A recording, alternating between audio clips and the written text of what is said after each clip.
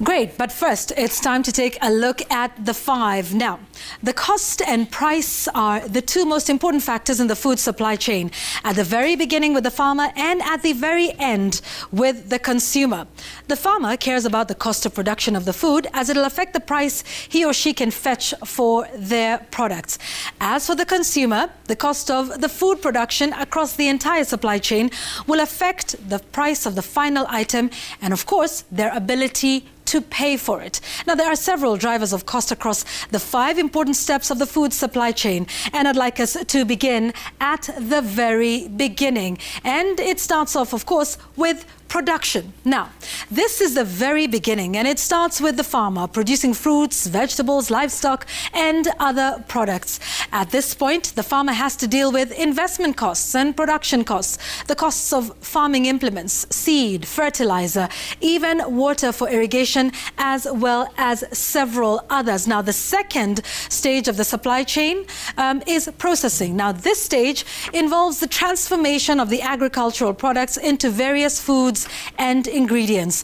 Now, here you have investment costs as well as manufacturing costs. And here you'd have to bear in mind the cost of electricity. You might have a transportation cost from the farmer at the production stage to the processor. And remember, this is where we start to see a markup cost here as well, as the processing stage has increased the value of the initial product. Now, the next stage would be distribution. This is where we have the biggest cost driver, some would say. It's the cost of transportation.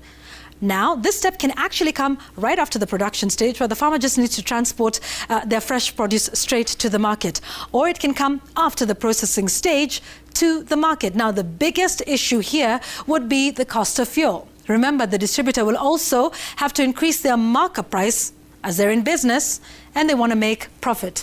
Let's take a look at the next one. Now, this is the retailer stage. This is essentially the markets where the food produce is sold, where you and I go to buy the food. Basically, this is an aggregator stage as well.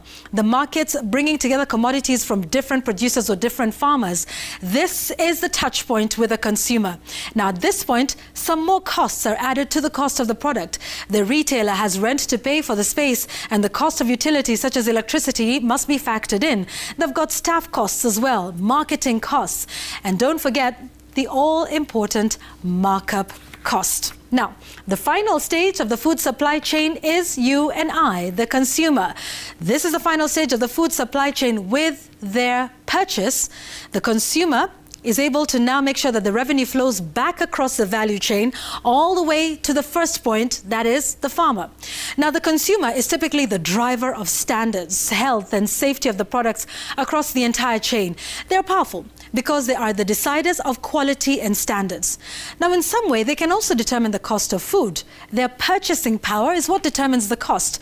Now, the profit margins in this entire supply chain, some of the important facts to consider are the cost of production, which may be affordable, but the cost drivers along the supply chain determine the final price for the consumer.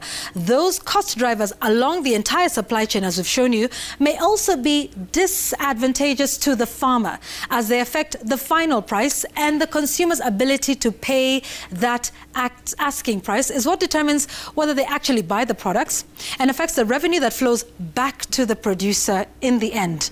So, if the consumer thinks the food is expensive, then you cannot buy the food. Then all players along the value chain will suffer.